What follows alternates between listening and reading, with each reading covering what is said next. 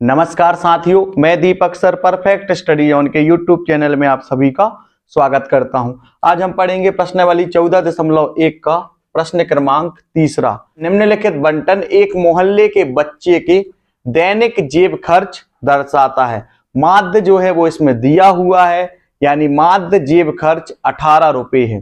लुप्त बारंबारता एफ ज्ञात कीजिए। तो यहाँ पर दैनिक जेब भत्ता रुपयों में तो 11 से 13, 13 से 15, 15 से 17, 17 से 19, 19 से 21, 21 से 23 और 23 से 25 जो है वो दिया हुआ है। यहाँ पर बच्चों की संख्या 7, 6, 9, 13 और एफ जो है वो बारंबारता को दर्शा रहा है और इसी को हमको ज्ञात करना है। यहाँ पर 5 और यहाँ पर 4। तो यहाँ पर हमने क्या किया है, दैनिक जेब भत्ता रुपयों में, इसको हमने यहाँ पर लिख लिया है। बच्चों की संख्या को हम मानेंगे एफ और यहां पर हम क्या करेंगे, इसको भी हम यहां पर लिख देते हैं। यहां पर हमने बच्चों की संख्या को हमने यहां पर लिख दिया है। इसके बाद हम क्या करेंगे, मध्य बिंदु जो है उसको हम यहां पर लिखेंगे। तो मध्य बिंदु यानी x, यहां पर हम 11 में 13 को जोड़ेंगे 24 प्राप्त हो जाएगा और 24 का आधा क्या होता है 12, या फिर हम इसको इस तरीके से भी समझ सकते हैं 11 और 13 के बीच में क्या है 12, तो यहां पर आ जाएगा 12। 13 और 15 के बीच में क्या है 14। यहां पर कितने का अंतर है, 2 2 का अंतर है, तो यहां पर 16, यानी 15 और 17 के बीच में आ जाएगा 16, 17 और 19 के बीच में आ जाएगा 18, यहां पर 19 और 21 के बीच में आ जाएगा 20, 21 और 23 के बीच में आ जाएगा 22, 23 और 25 के बीच में आ जाएगा 24। तो यहां पर हमने इसके मध्य बिंदु जो है उनको भी हमने ज्ञात कर लिया है। तो यहां पर u बराबर x माइनस ए बटे h, तो यहां पर हम u का मान जो है वो ज्ञात करेंगे। तो यहां पर मैंने आपको सरल तरीका बताया है कि यहां पर हम क्या करेंगे, काउंट करेंगे 1 2 3 4 5 6 7। 3 संख्याएं यहां पर दी हुई हैं और 3 संख्याएं यहां पर दी हुई हैं। तो इसको हम बीच वाले को हम मान लेंगे कल्पित मान। यहां पर आ जाएगा a बराबर 18, यानी कल्पित मान जो हो जाएगा वो हो जाएगा 18। कल्पित मान के ठीक सामने क्या लिखते हैं 0, और ऊपर तरफ वाली जो भी संख्याएं लिखेंगे उनको लिखेंगे माइनस की। तो यहां पर -1, यहां हो जाएगा -2 और यहां हो जाएगा -3, और नीचे तरफ जो भी संख्या होंगी वो होंगी प्लस की 1 2 3। तो यहां पर आपको ये वाली विधि जो है वो अच्छी तरह से समझ में आ गई होगी। इस वाली विधि में हमको क्या करना है, इस वाले फॉर्मूले का यूज करने की भी जरूरत नहीं और हम डायरेक्ट क्या है इसको आसानी से कर सकते हैं। जैसे मैं यहां पर इस वाले को आपको बता रहा हूं, इस वाले फॉर्मूले का यूज करके कि किस तरीके से यहां पर हमको -2 जो है वो प्राप्त हो जाएगा। तो देखिए यहां पर, तो यहां पर हम इस वाली संख्या को बता रहे हैं आपको सॉल्व करके। तो यहां पर x क्या हो जाएगा 14, तो यहां पर x के स्थान पर हम लिखेंगे 14।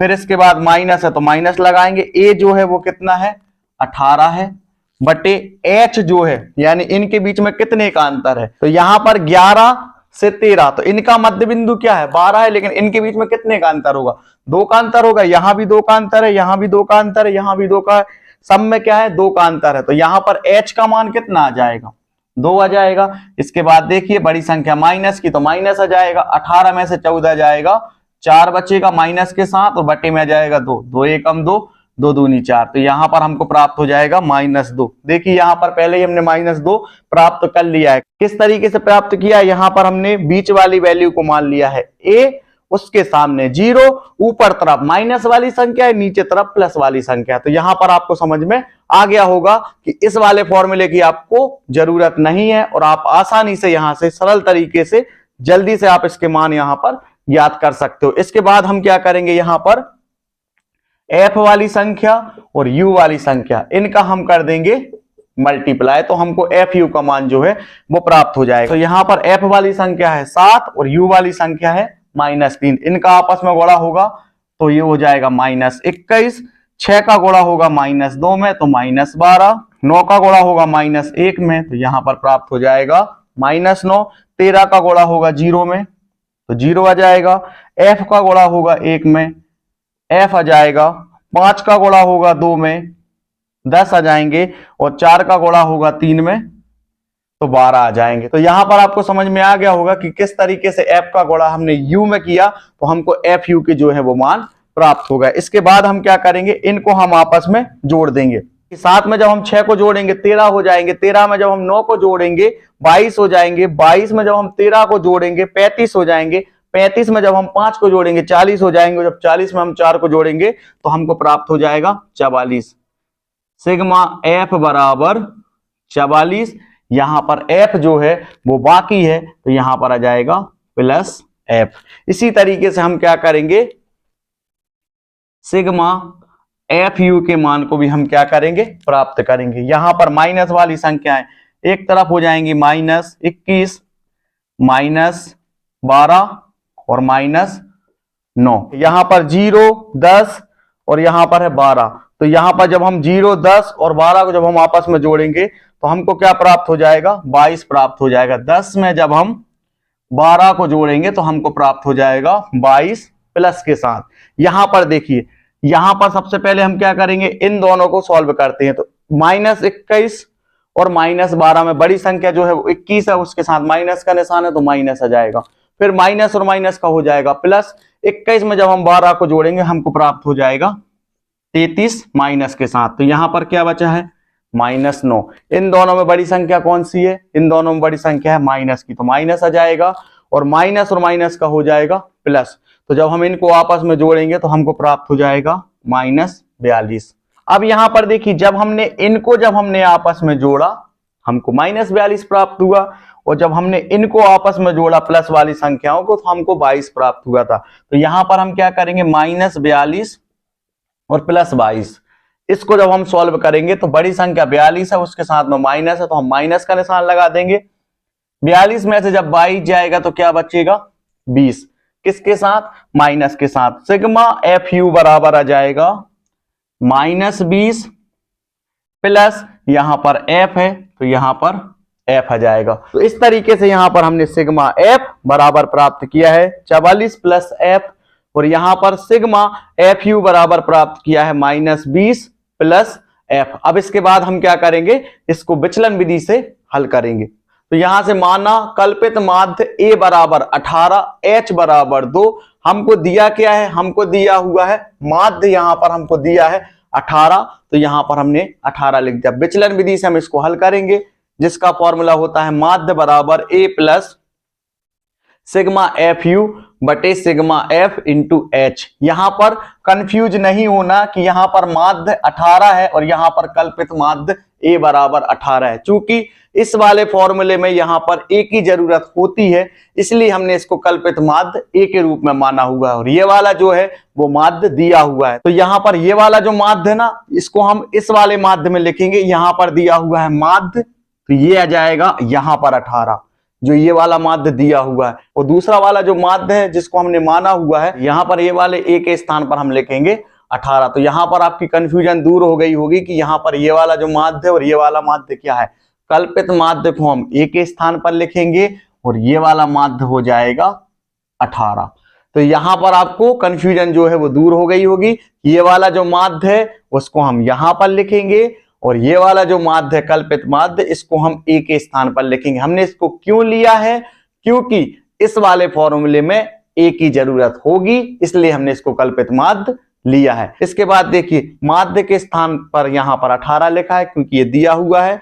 ए जो है वो कल्पित माध्य है जिसको हमने 18 माना है, प्लस का प्लस सिग्मा एफ यू के स्थान पर लिखेंगे -20 प्लस एफ, सिग्मा एफ के स्थान पर लिखेंगे 44 प्लस एफ, और इनटू में चला जाएगा 2। इसके बाद ये वाला 18 से ये वाला 18 हो जाएगा कैंसिल, तो यहां पर 1 बराबर 1 प्लस माइनस का हो जाएगा माइनस, यहां पर आ जाएगा 20 प्लस एफ, और बटे में आ जाएगा 44 प्लस एफ, और यहां पर इनटू में आ जाएगा 2। तो यहां पर हम क्या करेंगे, 1 बराबर 1, इस 2 का गुणा हो जाएगा 20 में, तो यहां पर ये हो जाएगा 40, और यहां पर प्लस का निशान है तो हम प्लस का निशान लगा देंगे। 2 का गुणा होगा एफ में, तो यहां पर आ जाएगा 2f, बटे में क्या है 44 प्लस एफ।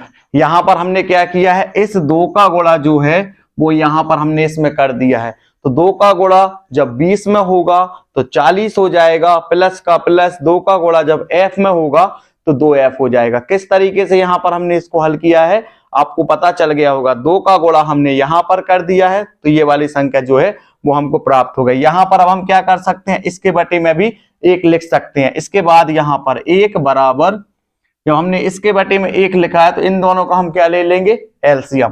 तो यहाँ पर प्राप्त हो जाएगा 44 प्लस एफ।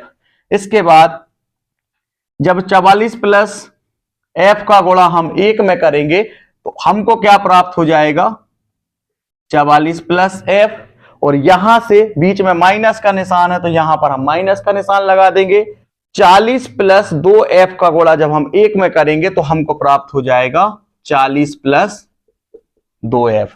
किस तरीके से आपको यहां पर समझ में आ गया होगा कि सबसे पहले हमने इन दोनों का ले लिया एलसीएम जो है 44 प्लस एफ। इसके बाद इनका हो जाएगा इस तरीके से तिर्यक गुणा, तो 44 प्लस एफ का गुणा 1 में होगा तो 44 प्लस एफ हो जाएगा। और यहाँ पर माइनस का निशान है तो माइनस का निशान लगा देंगे। यहाँ पर 40 प्लस 2f का गुणा होगा 1 में, तो यहाँ पर हमको ये वाली संख्या जो है वो प्राप्त हो जाएगी। इसके बाद अब हम इसको आगे हल करते हैं। 1 बराबर यहाँ पर क्या है 44 है और यहाँ पर क्या है 40 है। जब हम 44 में से जब हम 40 को घटाएंगे तो क्या बचेगा 4। तो यहां पर हमने 44 में से 40 को घटा दिया तो यहां पर बचेगा 4। अब क्या है, यहां पर है प्लस एफ और यहां पर है प्लस 2f। तो यहां पर 2f है और यहां पर 1f है, तो 2 और 1 कितने हो जाएंगे 3। तो यहां पर हमको प्राप्त हो जाएगा 3f। तो यहां पर ये दोनों संख्याएं जो है वो प्लस की हैं तो यहां पर आ जाएगा प्लस का निशान और यहां पर आ जाएगा 3f। इसके बाद बटे में आ जाएगा 44 प्लस एफ। अब हम क्या करेंगे, इसके बटे में भी 1 हम लिख सकते हैं। अब क्या हो जाएगा, इनका हो जाएगा तिर्यक गुणा। 44 प्लस एफ का गुणा होगा 1 में तो ये हो जाएगा 44 प्लस एफ। इसके बाद बीच में कौन सा निशान है, बराबर का निशान है, तो बराबर का निशान लगाएंगे। 4 प्लस 3f का गुणा होगा 1 में तो यहां पर क्या प्राप्त हो जाएगा 4 प्लस 3f। यहां तक आपको समझ में आ गया होगा किस तरीके से हम इस सवाल को हल कर रहे हैं। इसके बाद देखिए अब हम क्या करेंगे, अंकों वाली संख्या को एक तरफ लिखेंगे। तो यहां पर 44 है और यहां पर 4 है, तो यहां पर हम क्या करेंगे पक्षांतरण करेंगे। तो 44 बराबर के दाहिने हाथ पर जो है वो प्लस का 4 है, जब बराबर के बाएं हाथ पे आएगा तो प्लस का 4 बदल जाएगा माइनस के 4 में। यहां पर क्या है 3f है, बराबर के दाहिने हाथ पर 3f है, यहां पर भी हमने बराबर के दाहिने हाथ पर ही 3f लिखा है इसलिए इसका निशान चेंज नहीं हुआ है। लेकिन बराबर के बाएं हाथ पर है प्लस का f, जब ये बराबर के दाहिने हाथ पे जाएगा तो प्लस का f बदल जाएगा माइनस के f में। तो 44 में से जब 4 जाएगा तो बचेगा 40। यहां पर 3f है और यहां पर 1f है, जब 3f में से जब 1f को जब हम घटा देंगे तो हमको क्या बचेगा 2f। 3f है यहां पर और यहां पर है 1f, जब हम इनको आपस में घटाएंगे तो कितना बचेगा 2f। तो यहां पर हमको प्राप्त हो जाएगा 2f। इसके बाद f का मान हमको निकालना है तो 40 के बटे में क्या आ जाएगा 2 आ जाएगा, क्योंकि यहां पर है 2 गुणित f, गुणा वाली संख्या जाती है बटे में। 2 एकम 2, 2 दूनी 4 और 2 शून्यम शून्य। तो यहां पर हमको f की जो वैल्यू है वो हमको प्राप्त हो जाएगी 20। तो यहां पर लुप्त f की बारंबारता जो है वो हमको प्राप्त हो जाएगी 20। तो यहां पर आपको रफ में समझ में आ गया होगा। अब हम क्या करेंगे, इस सवाल को यहां पर फेयर में कर देते हैं। तो यहां पर इसके बाद हमने इस सवाल को यहां पर हल किया है तो इसके बाद इनका हो गया तिर्यक गुणा। तो 44 प्लस एफ बराबर हो जाएगा 4 प्लस 3f। इसके बाद हमने यहाँ पर पक्षांतर किया तो 44 माइनस 4 बराबर 3f माइनस एफ। 44 में से 4 जाएंगे 40 बचेंगे, 3f में से 1f जाएगा तो 2f बचेंगे।